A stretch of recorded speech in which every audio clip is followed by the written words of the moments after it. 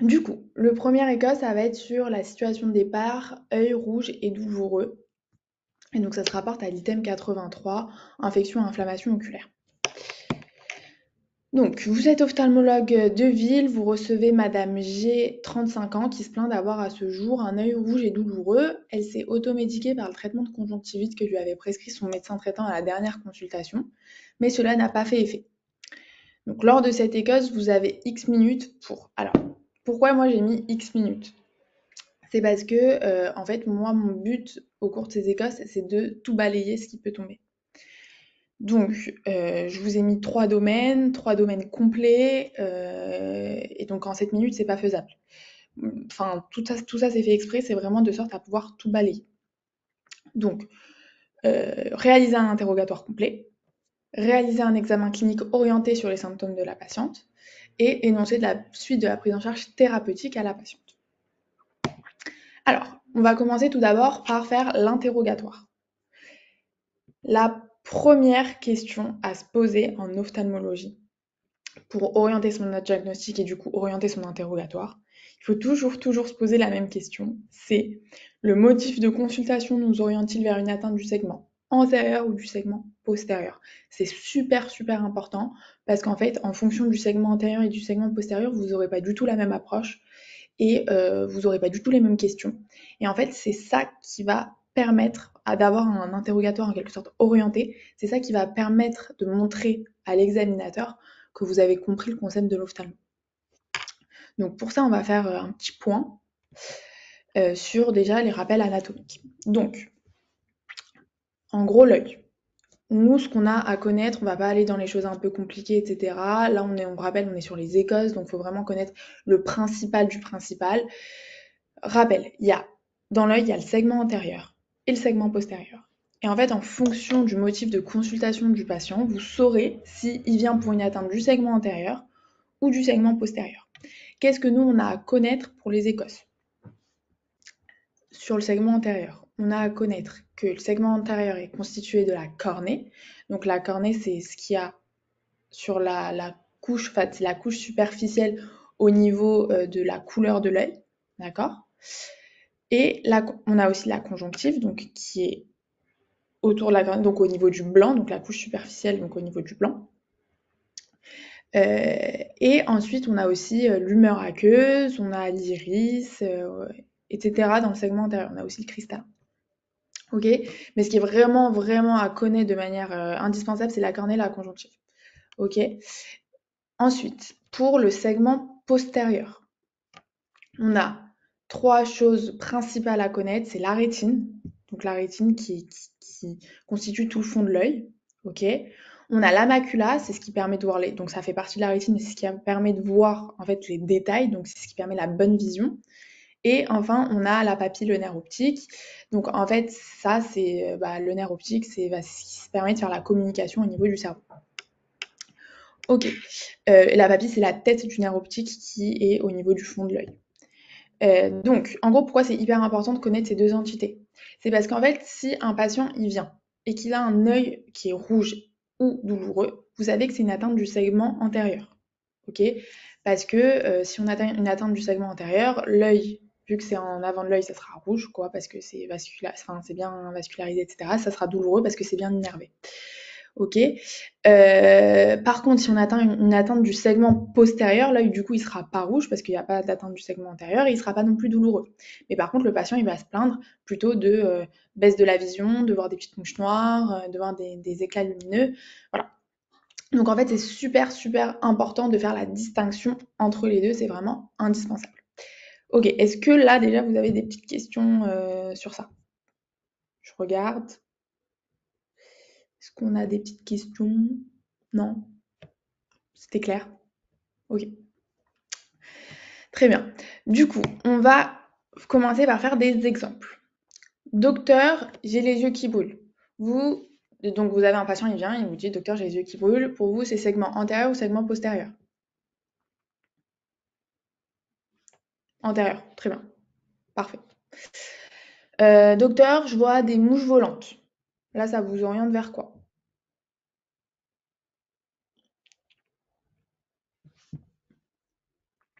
Mouche volante, postérieure. Super, parfait. Donc les mouches volantes, en fait, c'est des myodésopsies. Ok? Donc c'est vraiment segment postérieur. Après, docteur, j'ai les yeux rouges et je vois mal. Antérieur, parfait, super. Après, docteur, j'ai les yeux qui font mal, qui picotent et en plus, il y a la lumière qui me gêne. Ok, antérieur, parfait. Bon, bah, très bien, vous avez compris. Donc là, en fait, la lumière qui me gêne, c'est la photophobie, donc ça correspond au segment antérieur. Après, docteur, je vois une sorte de voile bouger. Postérieur, super, très bien. Après, docteur, je vois plus rien de mon œil droit et pourtant, quand je me regarde dans le miroir, il a l'air normal. Postérieur, très bien, parce que du coup, bah là, ça oriente vers un œil blanc, quoi, mais qui voit mal, donc c'est vraiment le segment postérieur. Donc œil blanc plus BAV. Et docteur, je vois des sortes de petits flashs blancs postérieurs. Super, génial. Donc là, les petits flashs blancs, c'est des phosphènes, donc c'est vraiment une atteinte du segment postérieur. Bon, vous avez bien compris. Du coup, là, on reprend notre cas.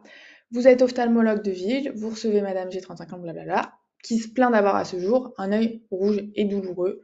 Du coup, je ne vais pas vous réinterroger, mais je pense que vous avez bien compris que c'est du coup une atteinte du segment antérieur.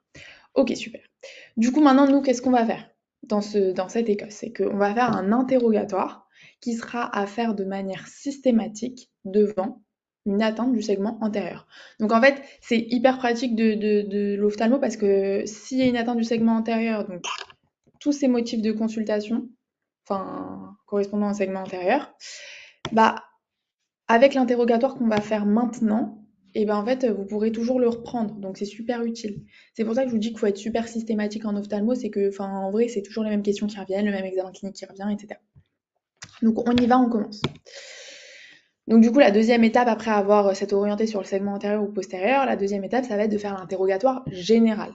L'interrogatoire général, qu'est-ce que c'est? Ça va être tout ce qui va être antécédents personnels, familiaux, chirurgicaux. Ça, je ne vais pas vous répéter, mais c'est vraiment l'interrogatoire général qu'il y a à faire dans toutes les spécialités, que ce soit en ophtalmo, cardio, néphro, ortho, tout ce que vous voulez. Il y aura toujours un interrogatoire général à faire et c'est toujours le même. Enfin, c'est toujours les mêmes points, quoi.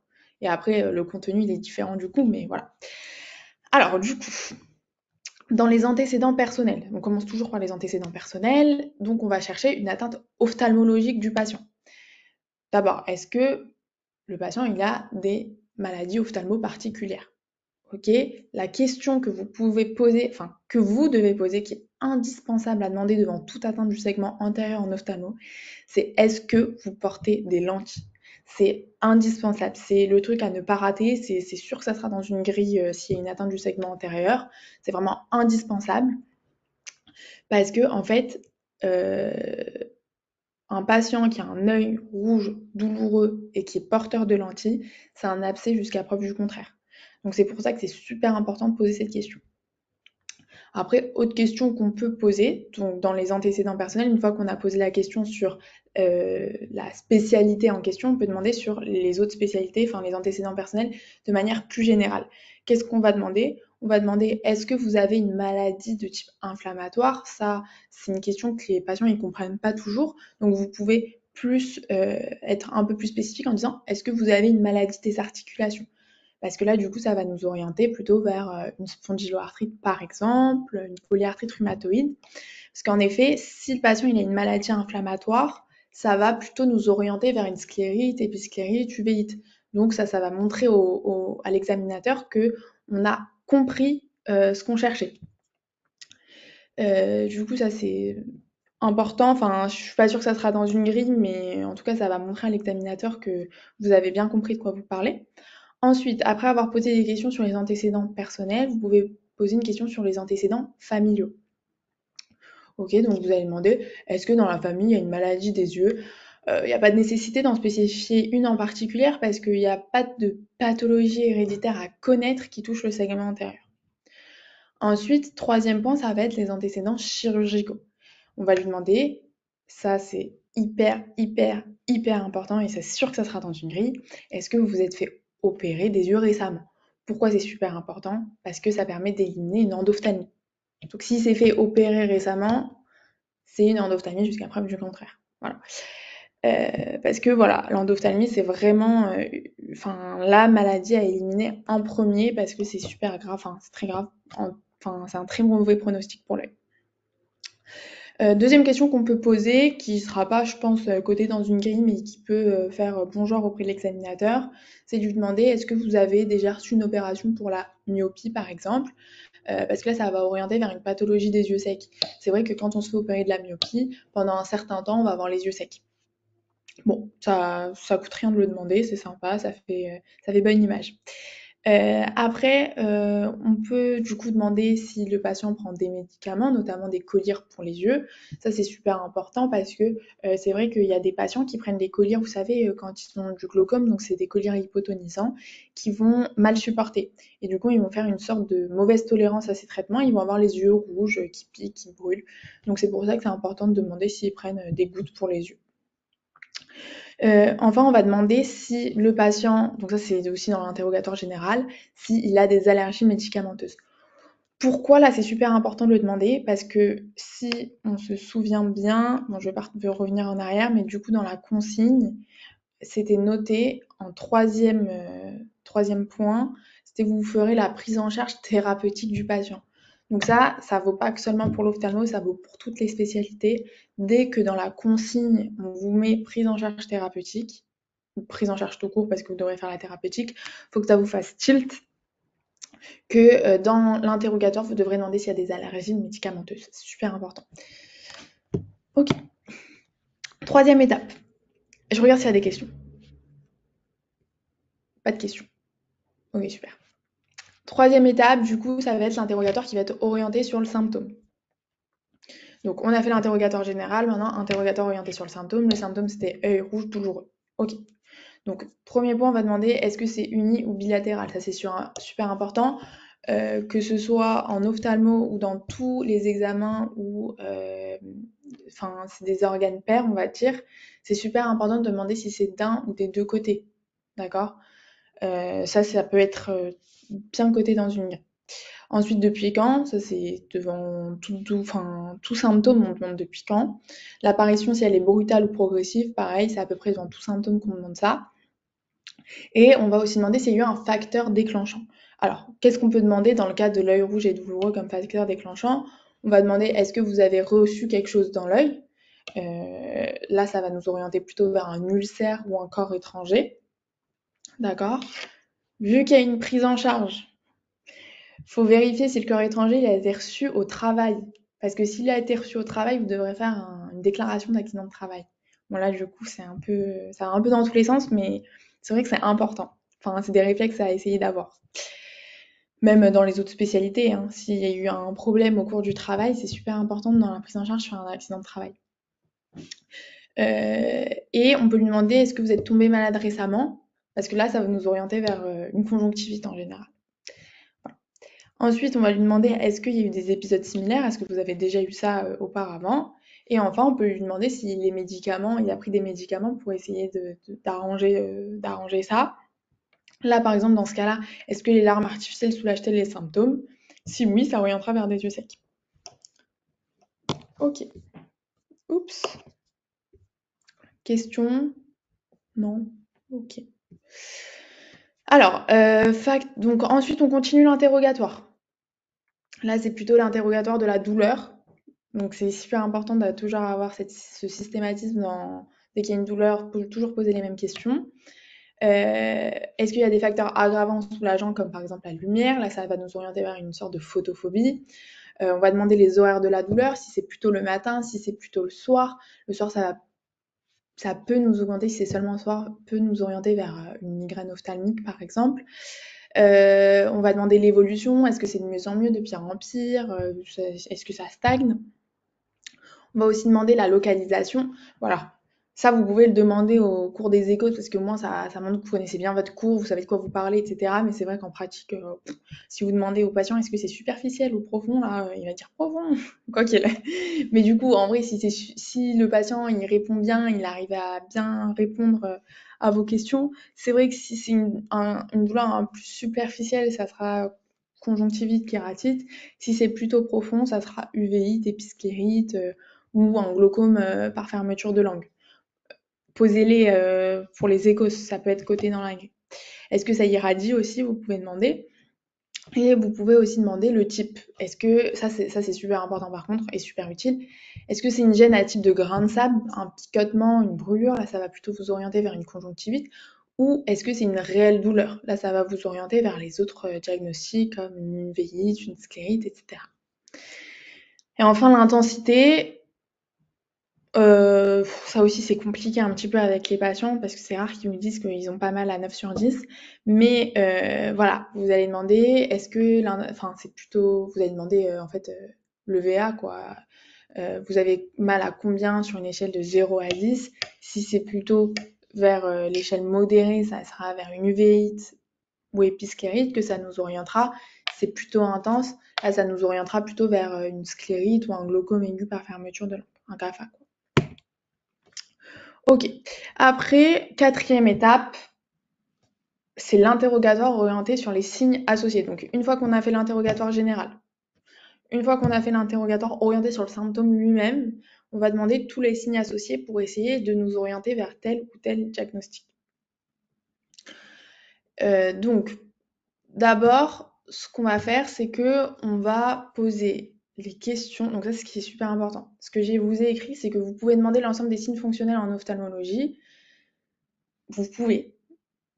Mais selon moi, c'est beaucoup plus pertinent de bien faire la distinction entre le segment intérieur et le segment postérieur. Donc pour bien montrer à l'examinateur que vous avez bien compris le sujet, moi je vous invite, si c'est une atteinte seulement du segment antérieur, posez seulement les signes qui orientent vers une atteinte du segment antérieur.